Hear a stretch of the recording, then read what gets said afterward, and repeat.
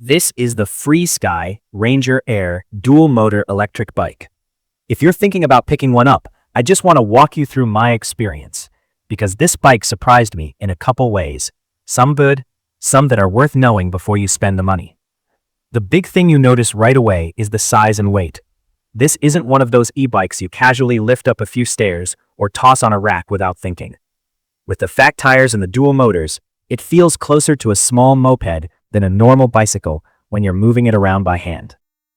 The first day I had it, just rolling it through a doorway and lining it up in the garage took a little getting used to. There's a walk assist mode, and I actually use that way more than I thought I would, especially when I'm pushing it up a small ramp or maneuvering in tight spots. Setup was pretty standard for a shipped e-bike.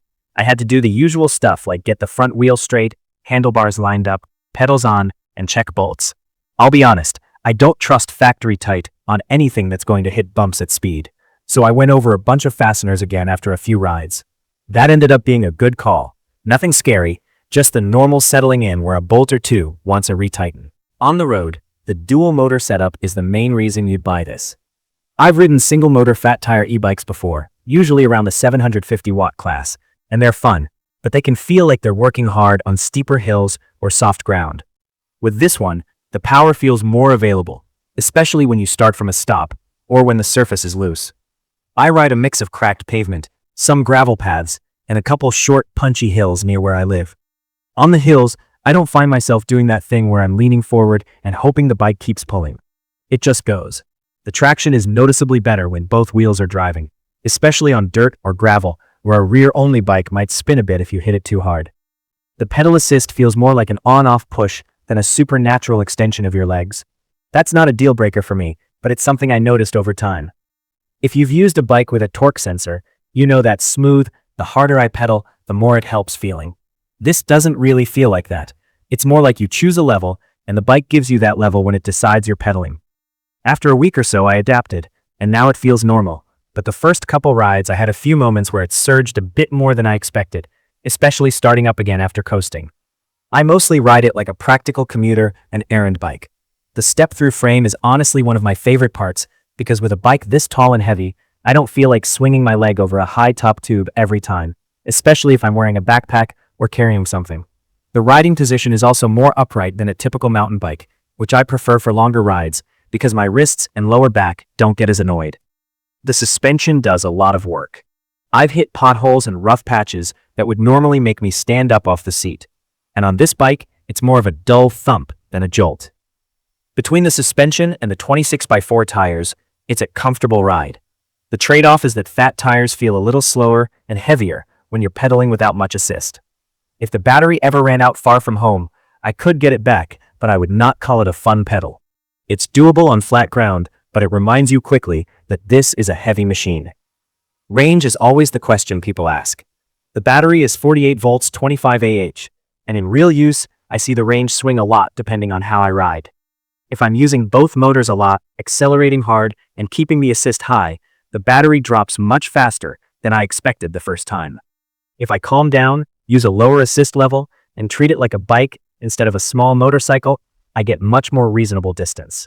I also noticed wind and cold weather make a bigger difference than I thought. On colder days, the battery meter falls faster, so I started charging more often rather than trying to stretch it. Charging has been convenient because the battery is removable. I've brought it inside to charge instead of dragging the whole bike near an outlet. The charger I got is 3A, and in my routine, it usually means I plug it in after dinner and it's ready by morning. I don't usually run it to empty, so I'm not doing full dead-to-full charges that often. Braking feels appropriate for the weight. It has hydraulic disc brakes with 4 pistons, and that matters because this bike can carry speed pretty easily. I had a short adjustment period where I reminded myself to brake a little earlier than I would on a lighter bike, but overall, I feel in control. After a few weeks, I checked the pads just out of curiosity because stopping a heavy e-bike wears things quicker, and I'd still plan on brake pad replacements being part of normal ownership. The LCD display is easy enough to read, and it gives me what I need: speed, battery, distance, assist level. The NFC unlock is something I didn't think I would care about, but I ended up liking it for day-to-day use. I still don't treat it like some kind of magic anti-theft system. If someone wants your bike badly enough, they'll find a way. but as a simple tap to turn it on routine, it's been reliable for me. I keep the backup option with me anyway because I hate being stuck over something simple. My main downside is still the same: weight and bulk. If you live in an upstairs apartment, if you need to lift the bike often, or if you're hoping for something that feels nimble like a regular mountain bike, I don't think you'll be happy. It's also the kind of bike that encourages you to ride faster, and that means you need to ride smarter. Good helmet, awareness, and realistic expectations. I also wish the pedal assist felt a bit more intuitive, but once I got used to it, it stopped bothering me. Who is this actually good for?